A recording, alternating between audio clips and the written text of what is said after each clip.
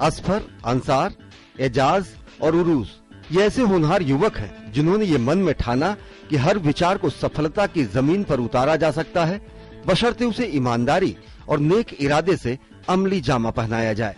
MCA, BTech और computer diploma किए इन नौजवानों ने नौकरी की तलाश करने से बेहतर अपना उद्यम स्थापित करना समझा और आज अपनी मेहनत और ईमानदारी से एक संस्थान का सफल संचालन कर रहे हैं। संस्थान को हकीकत में तब्दील करने में मददगार हुई केंद्र सरकार द्वारा चलाई जा रही अल्पसंख्यक कल्याण योजनाएं, जिसके तहत इन्होंने लोन लिया, संस्थान को विकसित किया, जहां पर कंप्यूटर सॉफ्टवेयर इंजीनियरिंग और सॉफ्ट स्किल्स की ट्रेनिंग दी जाती है।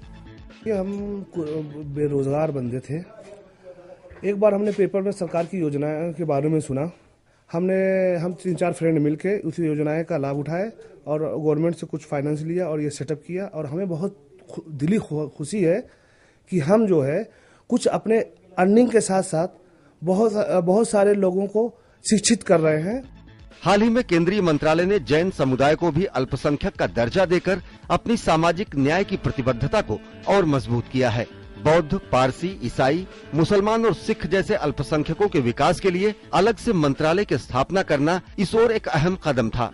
मुसलमानों की सामाजिक, आर्थिक, शैक्षिक स्थिति के आकलन के लिए बने सच्चर आयोग की कुछ एक सिफारिशों को छोड़कर सभी का स्वीकार किया जाना और रंगनाथ मिश्र आयोग की सिफारिशों से सामाजिक न्याय सुनिश्चित करने की प्रतिबद्धता यूपीए सरकार के पूरे कार्यकाल की अहम उपलब्धि है। मौलाना आजाद फाउंडेशन द्वारा बड़े पैमाने पर दी जा रही पोस्ट मैट्रिक स्कॉलरशिप से जहां अल्पसंख्यकों के दाखिले में इजाफा हुआ है, वहीं मंत्रालय की मेरिट कम मीन्स स्कॉलरशिप से तकनीकी पढ़ाई और कौशल दक्षता में भी जबरदस्त बढ़ोतरी देखने को मिली है।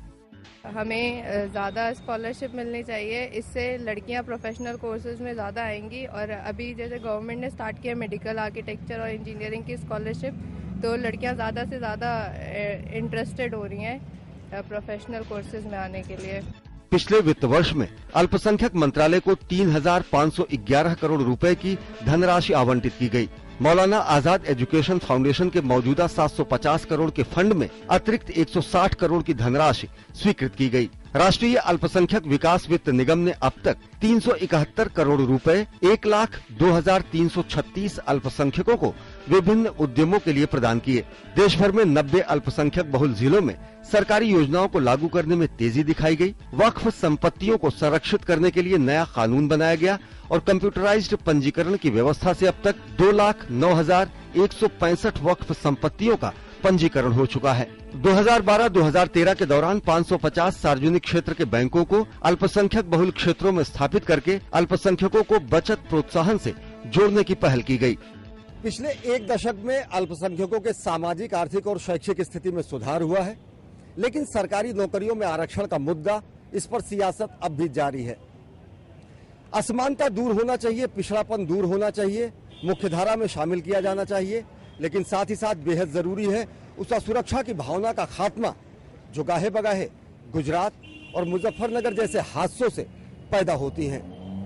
अपने सहयोगी अजवर सिद्दीकी और कैमरा पर्सन पूरन चंद्र जोशी के साथ अश्विनी कुमार मिश्र, DD न्यूज, दिल्ली।